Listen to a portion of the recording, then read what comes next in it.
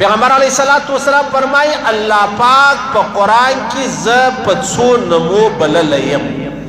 الله پاک په قرآن کې په 7 نمو یعنی ماته 7 نمونه راکړي دي.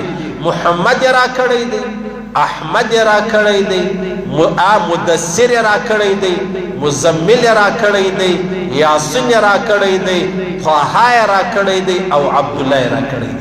په قرآن کې زه په احمد بلل سوی، په محمد بلل سوی، په مدثر بلل سوی، په مزمل بلل سوی، په یاسین بلل سوی، په طه هم بلل سوی او په عبد الله باندې هم زه بلل سوی یم. نو که څوک یو سړی راولاړ سي پر خپل زوی باندې د یاسین نوم کښېږدي نو جایزه ده، هیڅ مشکل، هیڅ پریشانی، هیڅ تکلیف نشته. مفتی شفیع صاحب رحمه الله فرمایي کتا پر زوی باندې محمد یاسین کښېښوی نو یاسین یې هم بللی سي، محمد یاسین یې هم بللی سي.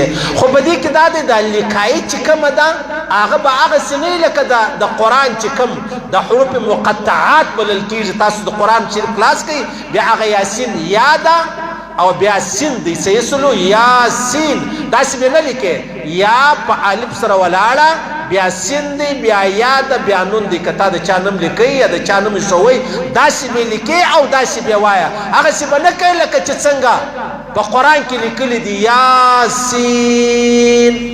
پوه شوس په دې خبره باندې.